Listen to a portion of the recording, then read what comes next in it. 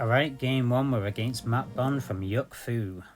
This week we're faced with a completely reasonable task of summoning Manbear Pig with Pope Timmy. There's only 6 out of the 12 cards that can be summoned by Pope Timmy, so half of the deck, so you have to play 5 cards before that happens. A very reasonable prospect if you pay attention to what you're doing. If you don't, you've got no chance. So we're going to start by cycling some of the lower cost cards. So we're just starting off with our choir boy there is going to get taken out, doesn't matter. We're going to drop another 2 cost right behind the new kid, and now we're going to start to drop out some of our 3 costs. So we've got 3 costs, 1 4 cost in the form of Tupperware, and the 5 cost in the form of Awesome to cycle out. As long as we cycle those cards out and we then play Pope, it should summon Manbear Pig. I play a Manbear Pig summon card deck in my main, so I'm quite used to doing this.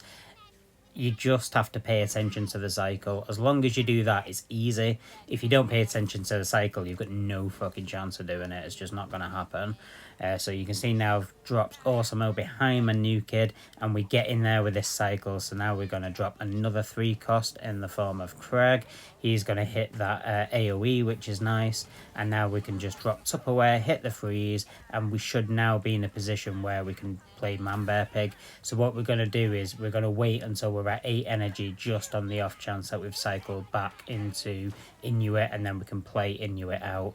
But if you get to that point, chances are you'll just cycle straight into another 3 card, which isn't great.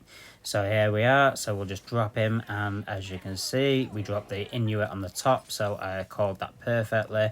And now Manbear Pig has been summoned, and there is nothing my opponent can do other than cry like a little whiny bitch. Which, I don't blame you, I'd cry too. Like, how are you supposed to deal with that? Even if you hit the Unholy Combustion on the Manbear Pig, you can't deal with the energy. It's just too much of a disparity. So there we go, we absolutely destroy it in the first game. Let's look at the next. Alright, we got Milky Whale Donuts from the Donut Coalition. Who knows? From some Russian team I can't pronounce. Alright, so we've got a good starting point here. I really like the Ice Sniper at the midline to start, because it immediately threatens a new kid or forces a response from my opponents. What we want to do is force my opponents to push to my side of the battlefield so I can defend. So again, another 3 cost at the midline should help us to do that. So we'll get in with the Craig, who's got the AoE. He's taking out his Wrath on Terrence and Philip is going to get taken care of. So now we just want to pull everything to our side of the battlefield. Tupperware is immune to Ice Sniper's freeze effect, so I can just drop him straight on her. He'll take care of her, and then we'll just drop Inuit to help support against Terrence and Philip.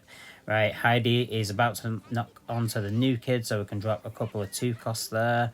And it gets taken care of by Labard, but it does not matter. We've got Captain Diabetes coming in. The whole point here is obviously we're trying to force that cycle, so what we really want to do is get Awesome on my side of the battlefield, start to cycle through those 3 costs, and then we can get to the point where we can drop the Manbear Pig.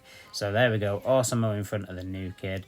Right, so the opponent's not going to be able to push through him, which means they're probably going to like cool down and reset, let everything push to their side of the battlefield, which should allow me to build up enough energy to get all of these 3 costs and that Tupperware out my hand, so that I can then pope into Manbear Pig.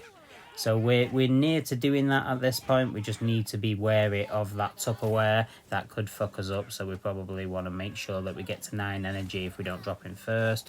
So there we go. So Tupperware is the only one now in rotation apart from Manbear Pig. So as long as we get to 9 energy, we should be able to poke Manbear Pig. So it really doesn't matter if my opponent takes one of our bars or even 2 of our bars, but that ain't gonna happen. Like, my opponent's struggling, even though all I'm trying to do is just cycle through cards. I'm not even trying to like kill them at this point.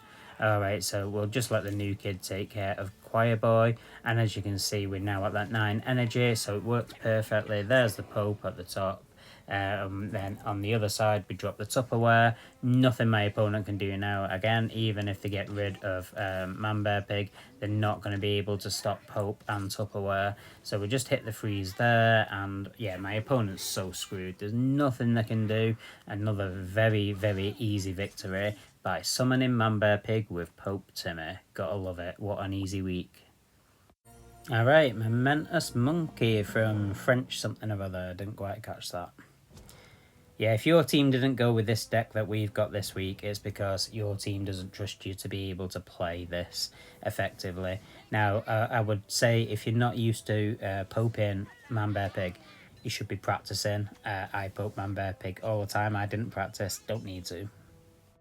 We've got a lovely push coming our way, which is the perfect opportunity to start dropping these popeable cards, get them out on hand, and as you can see, I'm just dropping one after the other. That's just great, isn't it?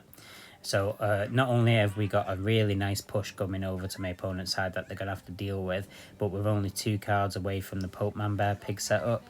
Right, so there's Satan, the first time we've seen that this week. Alright, so we can just drop Tupperware and Craig to deal with this incoming push, and then we should be able to just pope straight into Manbear Pig.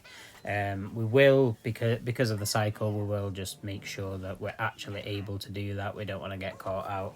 But once we pope into Manbear Pig, that should be the game over.